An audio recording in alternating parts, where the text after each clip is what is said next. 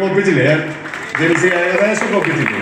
ഡെഡ്യൂല് പറഞ്ഞു, റിസ് പറഞ്ഞു, പിന്നെന്താ ലോക്കി പറഞ്ഞു, ഹൈക്കി പറഞ്ഞു, മിഡ് പറഞ്ഞു, നോ ക്യാപ്പ് പറഞ്ഞു, പിന്നെന്താ പറഞ്ഞു, അങ്ങനെ കുറെ പരിപാടികൾ പറഞ്ഞു. ഏകദേശം ഒപ്പിച്ച് എന്നെ കൊണ്ട് പറ്റുന്ന ഓർമ്മയിൽ പറഞ്ഞു. കുറെ സെക്സ്കിബിഡി പറഞ്ഞു, പൂക്കി പറഞ്ഞു.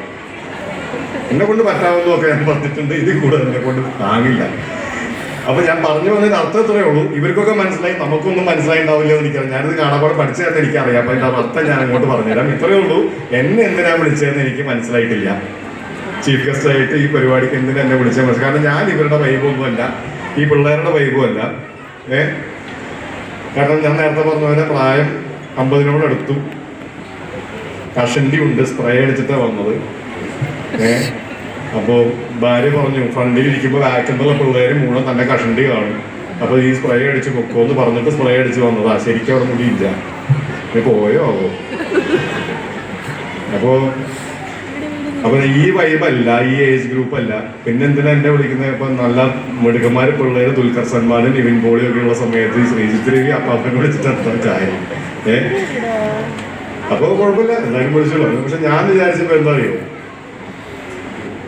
ഈ കൊല്ലത്ത് വരാന്ന് പറഞ്ഞാൽ എനിക്ക് ഭയങ്കര സന്തോഷമുള്ള കാര്യം. കാരണം കൊല്ലത്തുനിന്ന് കിട്ടും എന്നാണ് പറഞ്ഞിരിക്കുന്നത്, അല്ലേ?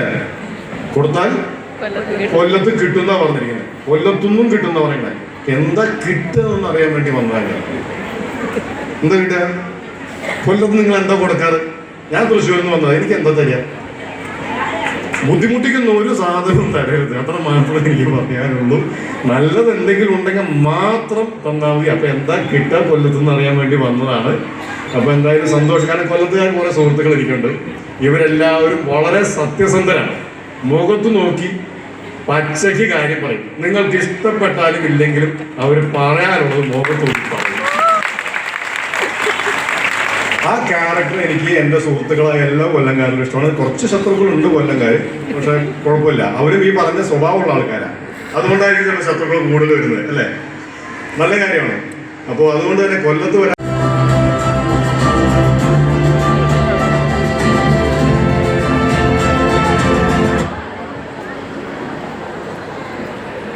അതിനകത്ത് വീഡിയോ സൂം ചെയ്തെടുക്കടാ. ഇതിനകത്ത് എടുക്കടാ. എടുക്ക് നല്ലോണം എടുക്ക്. സൂം ചെയ്ത് നല്ലോണം എടുക്കും. ഓപ്പൺ ആവുന്നില്ല.